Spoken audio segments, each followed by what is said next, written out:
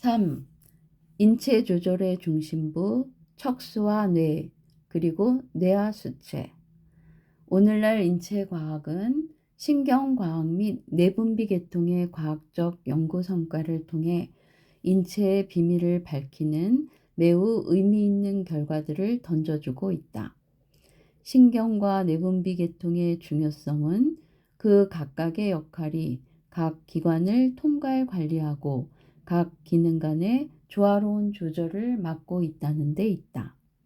즉, 신경계는 각 기관을 통솔하고 연락하는 일을 맡고 있으며 인간의 감정, 의지, 사고, 지각, 운동을 다스린다.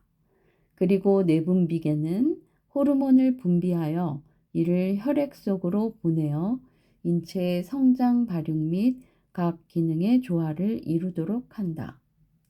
주목할 만한 것은 동양 기의학에서 논의되어 오는 기반응점인 경혈이 신경다발 지역을 중심으로 분포하기 때문에 경락에 대한 기적 자극이 필히 신경의 자극을 수반한다는 것이다. 즉, 동양의학의 기적 자극 요법은 결국 서양의학으로는 신경 자극은 뇌 안에서 의식으로 연결됨과 동시에 호르몬의 분비를 통해 인체 생리작용에 영향을 끼친다는 것이다. 따라서 신경계통과 뇌분비계통은 곧 인간의식과 인체행동을 결정짓는 열쇠라고 할 수 있다. 이제 우리는 이 두 계통에 대해 밝혀진 인체 해부 생리학적 연구 성과들을 논술하며 그 이해를 심화시켜 나가기로 한다. 1. 신경계통. 신경계통은 편의상 말초신경계와 중추신경계로 나뉜다. 그러나 이것은 위치하는 부위에 따른 분류일 뿐 상호 기능의 독립을 의미하지는 않는다. 말초신경계. 말초신경계는 내장, 골, 피부, 점막, 건 등의 수용기로부터의 흥분을 뇌와 척수로 전달하는 역할을 하며 또 중추로부터의 흥분을 근 등의 효과기로 전달하는 역할을 하는 말초적인 신경이다. 말초신경계를 기능적으로 분류하면 자율신경계와 체신경계로 나뉜다. 1. 자율신경계. 자율신경계는 인체의 생명을 유지하는 데 필요한 기본적인 현상, 즉 내장과 혈관의 평활근, 심근 및 각종 선 등의 작용을 자율적으로 지배하는 신경의 집단이다. 예를 들면 심장, 폐, 위, 장관 및 혈관 등의 운동은 사람의 의사와는 직접적인 관계없이 독자적으로 운영되고 타액선, 누선 및 한선 등의 분비가 자율적으로 조절되는 것 등이다. 자율신경계는 중추신경계와의 연결 방식 및 신경절의 위치의 차이에 따른 형태상의 차이와 기능적 상호 기량작용을 하는 생리적인 차이에 의하여 교감신경계와 부교감신경계로 구분된다. 한편 자율신경계의 중추는 간뇌의 시상하부를 최고 중추로 하며 여기로부터 중뇌, 능뇌, 척수 등의 넓은 범위에 걸쳐 존재한다. 교감신경계는 척수의 흉부와 요부에서 시작되고 부교감신경계는 뇌, 천부에서 나오고 있다. 2. 체신경계. 체신경계는 자기 신경에 따라 움직일 수 있는, 즉 외부의 환경에 응하는 신경으로 뇌신경과 척수신경으로 구분된다. 기억, 뇌신경. 뇌신경은 척수를 통하지 않고 직접 뇌에서 나와 두부, 경부, 내장 등에 분포하는 12쌍의 말초신경이다. 어떤 신경은 순수한 직약신경으로, 어떤 신경은 운동신경으로 작용하며 일부 신경들은 운동과 지각에 혼합신경으로 작용한다. 니은 척수신경. 척수신경은 척수에 지시하는 31개의 신경으로서 개개의 척수신경이 독자적으로 주행하여 신체의 말초에 가서 분포하는 것도 있고 곳곳에서 서로 얽혀 신경총을 형성하고 다시 갈라져 말초에 분포하는 것도 있다. 척수신경이 형성하는 신경총은 다음과 같다.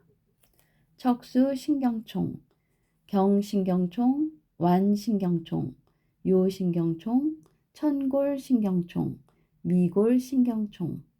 그러나 제1흉신경부터 제12흉신경은 신경총을 형성하지 않고 12쌍의 늑간신경을 이루어 각 늑간극에 가서 개별적으로도 분포하고 있다. 중추신경계. 중추신경계는 뇌와 척수를 말하며 신체 각부로부터 말초신경을 통하여 전달된 신체 내외의 변동에 관한 정보를 받아 정리, 분석, 통합하여 다시 말초신경을 통해 신체 각부에 전달하여 적절한 신체 반응과 정신 활동까지도 할 수 있게 하는 중추적인 신경이다. 1. 척수. 척수는 크게 나누어 두 종류의 활동을 담당한다. 그 하나는 척수 반사이다. 이것은 척수 수준에서 신체 자극에 대해 근육 반응과 자율 반응을 일으키는 것으로 심지어 척수와 뇌 사이가 절단되어도 가능하다. 예컨대 사고로 척수가 절단된 반신불수의 경우에도 척수 반사는 일어난다. 또 하나는 척수보다 상위 수준에 일어나는 활동인데 척수를 매개로 하는 활동이다. 운동을 지배하는 대뇌피질 부위나 기타 뇌 부위는 척수를 경유하여 운동 뉴런에 정보를 송신하며 한편 신체의 모든 감각은 척수를 경유하여 뇌로 송신된다. 머리에서는 이런 감각, 운동 정보는 척수가 아니라 직접 뇌신경과 뇌에 의해서 처리된다. 2. 뇌. 기억, 후뇌. 후뇌는 뇌관과 소뇌로 이루어져 있다. 뇌관은 연수와 내교로 이루어져 있다. 연수. 연수는 척수의 연장 부분으로서 뇌에서 최하위의 위치에 자리 잡고 있다. 연수에는 뇌와 척수를 연결하는 모든 상행성 신경로와 하행성 신경로가 내포되어 있으며 또 중요한 핵도 여러 개 내포되어 있다. 12개 뇌신경의 대부분의 출입구는 연수와 그 위에 뇌교이다. 또한 연수에는 호흡, 심장박동, 위장작용 등을 조절하는 자율신경핵이 있다. 소뇌. 소뇌는 계통발생학적으로 볼 때 오래된 구조로서 감각과 운동을 협동시키기 위해서 출현한 구조 중 최초의 구조라고 할 수 있다. 소뇌는 뇌교의 배측에 얹혀 있는 꼴을 하고 있는데 겉으로 보기에도 굴곡이 심하며 사실 여러 열, 즉 깊은 홈에 의해서 수많은 소엽으로 나뉘어져 있다. 대뇌피질과 마찬가지로 소뇌피질은 뉴런의 세포체들로 구성되어 있는데 그 두께는 2에서 3mm이며 그 밑에는 소뇌백질과 소뇌핵이 있다. 뉴런의 배열과 편성에 있어서 소뇌는 매우 일률적으로 조직되어 있으며 이것은 부위에 따라 다른 조직 양상을 보이는 대뇌피질과는 매우 대조적이다. 소뇌피질과 그 밑에 소뇌핵은 전정계, 뇌의 평형감각기관, 척수의 감각신경, 청각계, 시각계, 대뇌피질 및 뇌관으로부터 입력 섬유를 받는다. 소뇌로부터 나가는 출력 운동 섬유는 시상, 뇌관 및 기타 몇 구조로 뻗는다. 다른 기능도 담당하겠으나 손해는 주로 운동의 협동 조절을 담당한다. 그래서 손해가 제거되면 운동 동작이 비협동적이어서 원활하지 못하게 되며 특징적 경련 등이 일어난다. 손해는 학습에서도 중요한 기능을 담당하는 것으로 생각된다. 니은 중뇌. 중뇌는 뇌관의 가장 앞쪽에 해당하며 그 모양은 기본적으로 척수와 같은 원통 구조이다. 중뇌의 앞쪽은 시상 및 시상하부이다. 중뇌의 배측은 중뇌계라 칭하며 상소구와 하소구를 내포하는데 이는 각각 시각계의 핵과 청각계의 핵을 간직한다. 중뇌의 아랫부분에는 안구 운동을 지배하는 뇌신경의 핵이 있으며 또 뇌의 상하를 연결하는 상행성 및 하행성 신경로도 내포한다.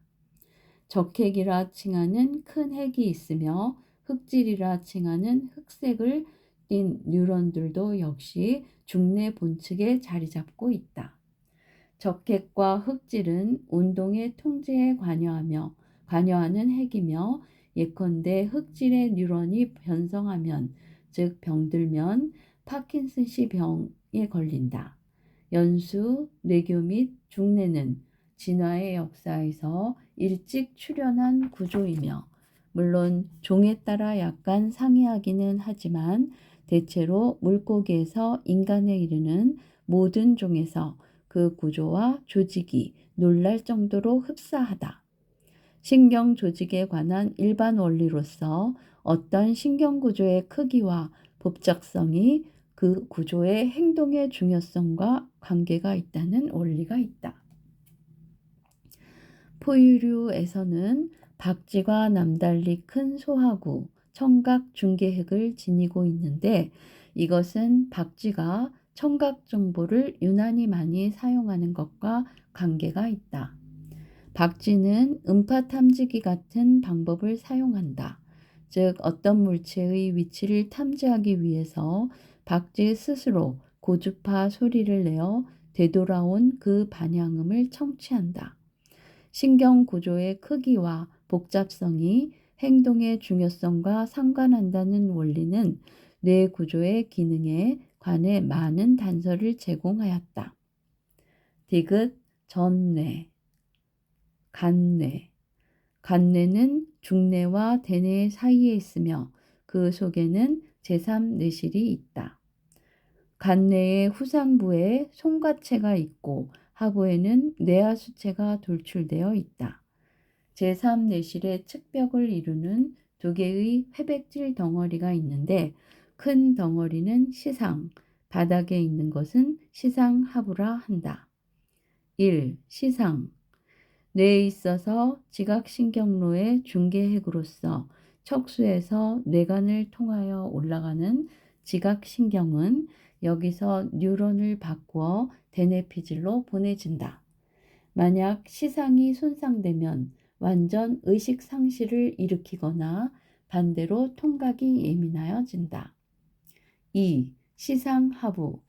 자율신경계의 최고 중추가 있는 곳이며 모든 내장, 혈관, 선의 작용을 조절하고 호흡, 수면도 지배한다. 또한 뇌하수체의 호르몬 분비를 조절하며 식욕, 성욕 등의 본능적 욕구를 일으키고 대뇌피질에 영향을 준다. 시상하부가 손상되면 정신기능뿐만 아니라 수면, 신진대사, 위장기능, 체온조절, 수분조절, 혈관 운동 조절 기능까지 이상을 일으켜 생명을 유지할 수 없게 된다. 변형계. 변형계를 이루는 주된 구조물은 편도체, 해마, 인접한 변형피질 및 중격이다. 이들 구조물은 시상하부, 시상 및 대뇌피질과 상호 연결되어 있다.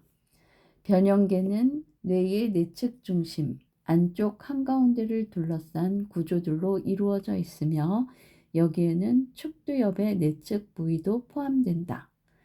진화사적으로 볼 때 전뇌 중에서 제일 먼저 출현한 것이 변연계였다. 예컨대 악어의 전뇌는 모두 변연계로 되어 있는데 그 전뇌는 변연뇌라고 칭할 수 있다. 그렇다고 해서 변연뇌 또는 악어의 생존 기능을 과소평가한다는 뜻은 아니다. 악어는 광폭하기는 하지만 감각 자극에 대응하여 온전하게 삶을 영위하는 유기체이며 여러 종류의 행동, 즉 섭식, 도피, 투쟁 및 생식 행동을 한다. 악어와 같은 비교적 원시적인 동물의 변연뇌는 냄새의 질과 강도를 판단하며 냄새가 어디서 오는지, 그 진원지를 식별하는 등 주로 후각과 관련된 복잡한 분석을 담당한다. 즉, 진화적으로 볼 때 변연뇌는 후각 자극을 정교하게 분석하고 거기에 적절하게 반응, 접근, 공격 또는 도피하기 위해서 개발되었던 것이다. 그런데 진화가 진행됨에 따라 이 같은 변형계의 후각 기능은 대부분 상실된 것 같다. 즉, 고등동물을 보면 비록 시상하부, 중경 및 해마가 후각계와 2차적인 연결을 갖고 있기는 하지만 변형계의 여러 구조물 중 후각계와 직접적인 연결을 맺고 있는 것은 편도체 일부에 불과하기 때문이다. 그리고 변형계 중 해마 같은 구조는 진화 과정에서 후각과는 전혀 다른 기능을 담당하게 되었다. 예컨대 해마는 학습과 기억에 관여하는 것으로 생각되고 있다. 기저핵. 기저핵은 대뇌방구의 중심 부위에 자리 잡은 큰 핵의 집단이다. 기저핵은 부분적으로 시상을 둘러싸고 있고 또 기저핵 자체는 대뇌피질과 백질에 둘러싸여 있다. 기저핵은 선조체라고도 칭하며 운동을 통제하는 기능을 담당하는데 추체회로 운동계의 중요한 일원이다. 이 계와 필적하는 중요한 운동계인 추체계는 대뇌피질에서 시작한다. 기저핵을 이루는 주요 세부 구조물로서 미상핵, 피각 및 담창구가 있으며 이들은 대뇌피질, 시상, 시상하부, 망상체, 중뇌의 일부 및 척수와 연결되어 있다. 중뇌의 흑질과 적핵도 보통 추체외로 운동계에 포함되는데 이들 역시 선조체와 연결되어 있다. 대뇌피질. 인간이 인간다운 것은 대뇌피질 때문이다. 인간이 지닌 광대한 대뇌피질 속에 인간의식의 비밀이 간직되어 있으며 또 인간이 지닌 고도의 감각과 지각, 운동과 기술, 사고력, 상상력, 언어 능력도 모두 이 피질 때문이다. 대뇌피질의 특정 영역이 고도의 복잡한 능력과 의식을 담당하고 있을지도 모른다는 최초의 단서는 각종 뇌손상 환자의 연구에서 비롯하였다. 오른손잡이의 경우 왼쪽 대뇌방구의 대뇌피질의 특정 부위에 손상을 입으면 말을 하거나 이해하는 능력이 상실된다. 그러나 오른쪽 대뇌방구의 대뇌피질의 그 부분이 손상되는 경우에는 그 같은 언어 능력의 상실이 야기되지 않고 대신 여러 가지 공간적 과제를 수행하는 데 심한 곤란을 갖는다. 예컨대 자주 다닌 길을 망각해서 길을 잃으며 복잡한 도면이나 그림을 이해하지 못하게 된다. 인간의 대뇌피질에 관해서 가장 특출한 발견을 한 사람은 캘리포니아 기술연구소의 로저 스페리와 그 동료들이다. 로저 스페리는 분리뇌를 지닌 환자를 연구하였는데 분리뇌란 좌우 대뇌방구에 대뇌피질을 연결하는 뇌량을 외과적으로 절단한 경우를 말하며 이것은 심한 간질병 환자를 치료하는 최후 수단이다. 스페리는 이런 수술을 받은 환자들을 연구한 결과 이 환자들의 좌측 대뇌방구와 우측 대뇌방구에는 각각 다른 독자적인 의식이 자리 잡고 있음을 발견한 것이다.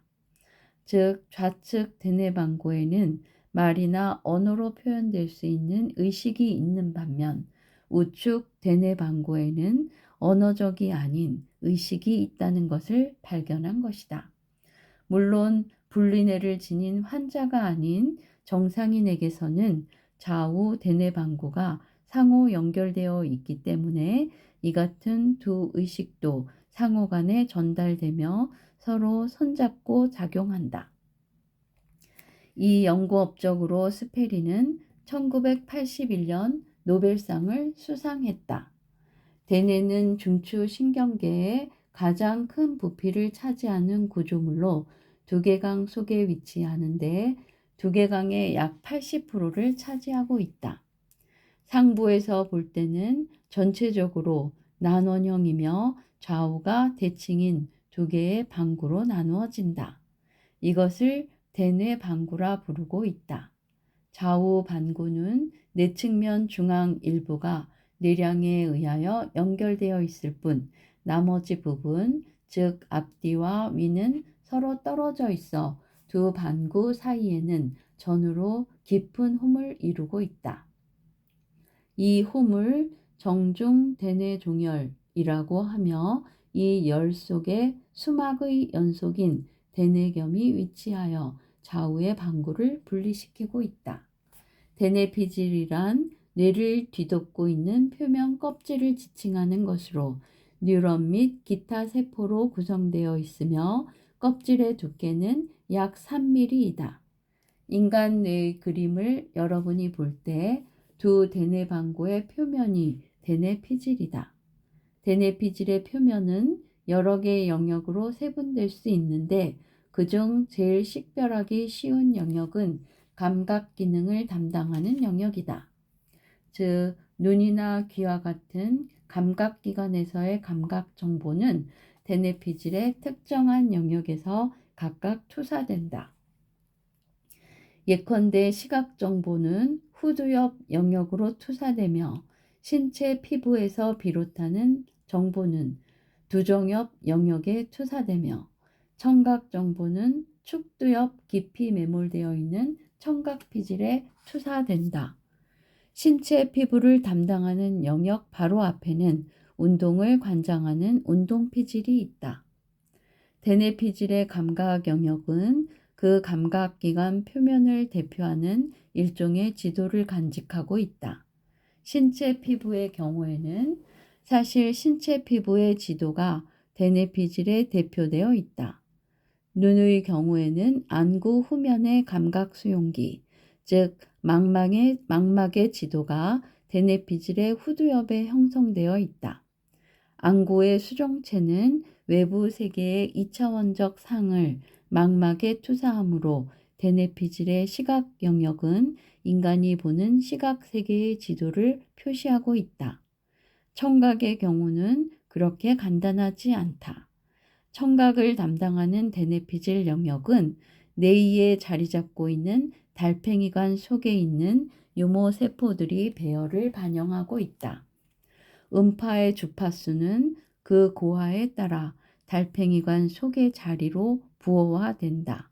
즉, 달팽이관에서 음파 주파수는 공간적 위치로 확산되며 이런 공간적 정보가 대뇌피질의 청각 영역의 지도로 표현된다.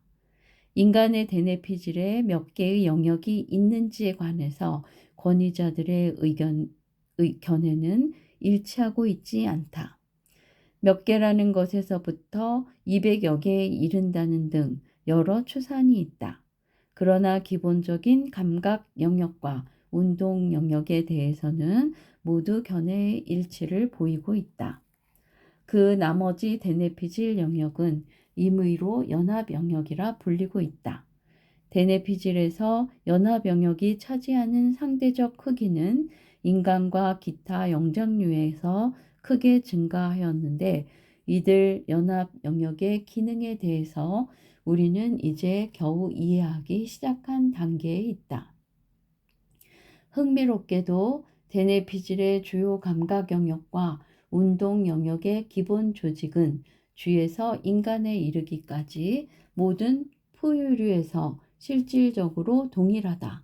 그러나 진화가 많이 된 포유물일수록 연합피질의 절대적 크기와 상대적 크기는 두드러지게 증가한다. 그렇다고 해서 인간이 포유류 중에서 제일 큰 뇌를 갖고 있는 것은 아니다. 뇌세포의 밀도가 인간만큼은 안 되지만 돌고래, 고래, 코끼리 등이 인간의 뇌보다 큰 뇌를 가지고 있다. 그러나 몸의 크기와 견주어 볼 때 인간의 뇌가 제일 크다. 예컨대 고릴라는 인간의 가까운 친척이라고 할 수 있는데 그 신체는 인간보다 크지만 뇌는 인간 뇌의 4분의 1에 불과하다. 오늘날 생존하고 있는 큰 원숭이와 인간의 진화적 계보가 붕괴한 시점은 약 1500만 년 전이라 추정된다. 그 후 대부분의 기간 동안 인간의 뇌는 그렇게 크게 증가하지는 않았다. 오스트랄로피테쿠스는 남아프리카에서 많이 발견된 두개골을 근거로 명명된 것인데 이것은 원숭이라기보다는 원숭이 인간이라고 간주되고 있으며 약 300에서 400만 년 전에 생존한 것으로 추정된다. 이것은 인간처럼 직립보행했으며 등뼈 위에 두개골이 균형 있게 자리 잡고 있었다. 그러나 이 뇌는 현존하는 침팬지의 뇌보다 그리 크지 않았다. 화석으로 미루어 볼 때 오스트랄로피테쿠스는 도구를 만들고 사용하였다. 인간이란 어쩌다 우연히 큰 뇌를 갖게 되고 그런 후에 직립하고 도구를 만들기 시작한 것은 아니다. 직립 자세가 먼저 출현하였으며 그러고 나서야 원숭이 인간은 비로소 자유로운 손을 갖게 되었던 것이고 돌과 나뭇가지를 무기와 도구로 사용하게 된 것이다. 직립 자세를 갖게 됨으로써 머리가 풀보다 위에 놓이게 되고 그래서 멀리 있는 사냥감이나 적을 보다 쉽게 발견할 수 있었던 것으로 생각된다. 원숭이와 오스트랄로피테쿠스 사이에 1000만 년이 경과하였으나 이 초기 인간의 기나긴 진화사에 있어서 뇌의 크기는 실질적으로 증가하지 않았던 것이다.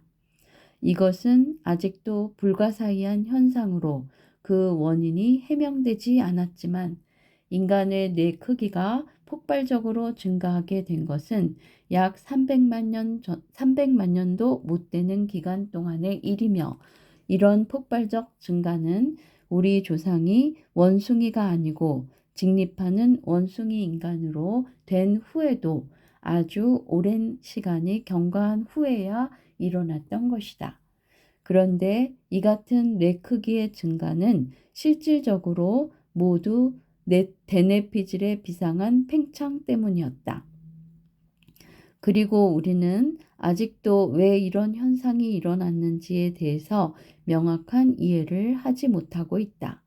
불과 300만 년이라는 짧은 기간 동안에 뇌가 그렇게 거창하게 변화한 현상은 다른 어떤 종의 진화에서도 발견되지 않는 독특한 현상인 것이다. 2. 내분비 계통. 전신이 정상적인 기능을 가지고 또 정상적인 대사, 성장, 발육 등의 조절을 도모하는데 절대로 필요 불가결한 특수 화학 물질을 산출하고 이것을 도관 없이 직접 혈액 또는 림파액 안으로 보내어 전신 또는 특정 기관에 그 작용을 미치게 하는 기관을 내분비선이라 하며 여기서 산출되는 화학 물질을 호르몬이라고 한다. 호르몬의 작용은 분비선의 크기가 매우 작으며 분비량이 미량임에 반해 인체 내의 신진대사, 발육 및 여러 장기의 기능에 절대적인 영향을 미친다. 즉 일반적으로 체내의 대사 속도를 조절하고 기능의 주기성을 조절함으로써 여러 가지 환경 속에서 또 여러 가지 다른 기능 상태 하에서 개체를 유지시켜 가기 위하여 또는 종족을 유지시켜 주기 위한 내적인 조절을 하는 것이다. 내분비계의 기관들은 인체 내의 다른 장기들이 이루고 있는 것과는 달리 일정한 계통을 이루고 있지 않으며 그 위치도 여러 곳에 산재해 있다. 독립적인 기관으로 존재하는 것도 있고 어떤 것은 다른 기관 속의 일부분을 차지하는 것도 있다. 아직 정확한 내분비계의 기관, 즉 내분비선의 수에 대해서는 잘 모르고 있으나 그 중 중요한 것들은 다음과 같다. 내분비선, 뇌하수체, 갑상선, 상피소체, 신상체, 췌장, 흉선, 송과체, 정소 또는 난소. 이 중 정소 또는 고환은 남성에게, 난소는 여성에게만 존재한다. 뇌하수체. 모든 내분비선의 활동은 시상하부 바로 아래의 뇌기저부에 위치한 뇌하수체의 직접 통제를 받는다. 한편 뇌하수체는 시상하부의 직접 통제하에 있는데 시상하부는 뇌하수체의 바로 위에 있는 작은 구조로서 여러 핵으로 구성되어 있다. 시상하부는 기본적 신체 기능의 조절에 결정적으로 중요하며 자율신경계와 심장과 혈관의 기능, 체온 조절, 섭식과 물 마시기, 성과 쾌락을 통제한다. 시상하부는 뇌와 신경계에 작용하는 한편 뇌하수체를 통제함으로써 내분비계에도 또한 작용한다. 뇌하수체는 종종 내분비계의 우두머리 선으로 알려져 있다. 해부학적으로 뇌하수체는 시상하부 바로 아래에 붙어 있으며 시상하부와 연결되어 있다. 실제적으로 볼 때 시상하부를 우두머리 선으로 간주하는 편이 보다 적절하다. 시상하부와 뇌하수체와의 관계에 관한 명백한 이해는 최근에 와서야 가능해졌다. 시상하부는 신경세포인 뉴런으로 구성되어 있고 물론 해부학적으로 볼 때 전혀 분비선이 아닌데 반해 뇌하수체의 일부는 분비선 조직으로 구성되어 있으며 뉴런이 없다. 뇌하수체는 두개저의 저평골에 있는 토의기한 속에 들어있으며 콩알 정도의 크기, 즉 지름이 1에서 1.5cm, 무게가 약 0.8kg 되는 타원형의 작은 내분비선이다. 뇌의 제3내실저에 붙어있는 뇌하수체는 다음과 같이 3협으로 나뉘어져 있다. 뇌하수체, 전협, 중협, 후협. 뇌하수체는 내분비선 중 상위에 있으면서 가장 복잡하고 다양한 기능을 갖고 있으며 여러 기관과 긴밀한 관계를 맺어 그 기관의 기능을 정상적으로 유지하는 데 본질적인 구실을 하고 있다. 각 협의 기능을 살펴보면 다음과 같다. 1. 전협의 기능. 전협을 선하수체라고도 하며 전협에서는 다음과 같은 5가지 호르몬이 분비되고 제각기 특유한 기능을 맡고 있다. 5가지 기능 중에서 성장 호르몬을 제외한 나머지 호르몬은 다른 내분비선에 작용하며 그 선들이 호르몬 분비를 다시 자극 또는 촉진시키는 중추적인 역할을 하고 있다. 전협 호르몬, 성장 호르몬, 갑상선 자극 호르몬, 부신피질 자극 호르몬, 성선 자극 호르몬, 유선 자극 호르몬. 1. 성장 호르몬. 골격의 성장 발육을 촉진한다. 이 호르몬의 분비가 지나치면 거인증, 말단 비대증을 일으키며 반대로 분비가 부족하면 외소증, 시몬스씨병 등이 생긴다. 2. 갑상선 자극 호르몬. 갑상선에 작용하여 사이록신의 분비를 촉진시키고 기초 대사를 항진한다. 3. 성선 자극 호르몬. 남자의 정소, 여자의 난소에 작용하여 그 성숙을 촉진시키며 남성 호르몬과 여성 호르몬을 분비한다. 4. 부신피질 호르몬. 신상체, 즉 부신피질에 작용하여 그 호르몬의 분비를 촉진시켜 수분, 염류, 당의 대사를 조절한다. 5. 유선 자극 호르몬. 유선에 작용해서 유즙을 분비하는 작용을 촉진시킨다. 2. 중엽의 기능. 포유동물이나 어린이에게는 전엽과 후엽 사이에 원추상의 상피세포가 잘 발달되어 있으나 어른이 되면 위축되어 전체의 2%에 불과하며 그 경계도 뚜렷하지 않다. 중엽의 기능은 멜라닌 생산에 관여하는 멜라닌 세포 자극 호르몬이 분비되는 것으로 알고 있다. 3. 후엽의 기능. 후엽을 신경하수체라고도 하며 후엽으로부터는 피투투민이라고 불리우는 호르몬이 분비되는데 이 호르몬 속에는 말초 혈관을 수축하여 혈압을 높이고 소변 배설을 억제하는 바소프레신, 즉 항이뇨 호르몬과 자궁평 활근을 선택적으로 수축시키는 옥시토신이 있다.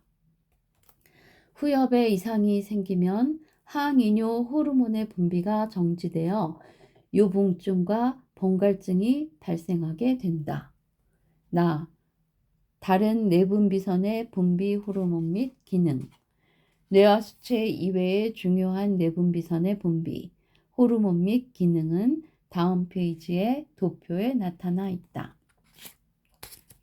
3. 호르몬의 분비와 인간의식.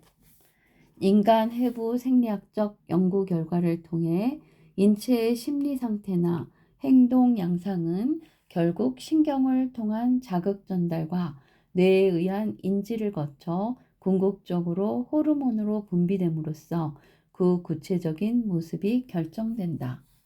인간 행위의 방향이 그 인간의 역할이 악역이든 선역이든 물질적인 것을 추구하든 정신적인 것을 추구하든 그 스스로는 기쁨을 얻는 쪽으로 진전된다고 할 때 결국 행동 방식은 인간 뇌의 호르몬 분비 상태와 성향에 따라 결정되어진다고 할 수 있다.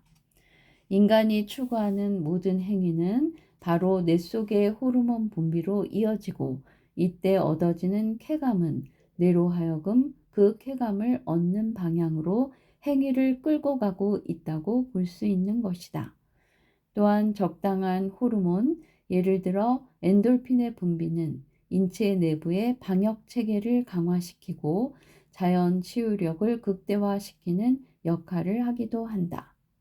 이와 같은 사실들은 우리가 내분비 계통, 특히 내분비 계통의 상위에 있는 뇌와 수체의 기능을 의식적으로 조절할 수만 있다면 인간 의식은 실제로 어떤 경험을 하였을 때 느끼는 감각을 단지 의식적 차원만을 활용하여서도 얻어낼 수 있으며 인간 행복의 원천인 건강까지도 얻어낼 수 있는 것이다.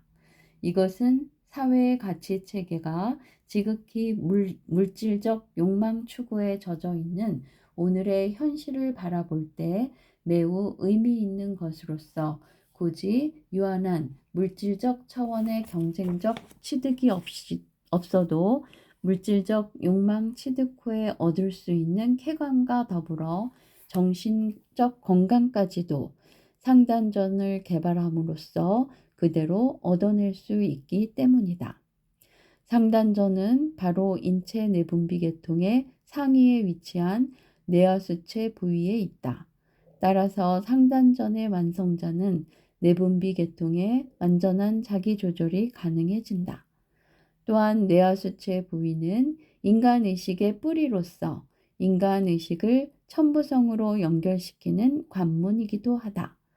따라서 상단전의 완성자는 우주적 조화심과 환희심 속에서 혼자서도 외롭지 않을 수 있고 먹지 않고서도 맛볼 수 있으며 만지지 않고서도 느낄 수 있는 것이다. 그리고 천부성의 제트파장에 의식을 연결시킴으로써 아득한 과거에서 먼 훗날까지도 지금 이 순간에 알아낼 수 있는 것이다. 그러면 다음 장에는 상단전 개발의 구체적인 원리와 방법을 전개하기로 한다.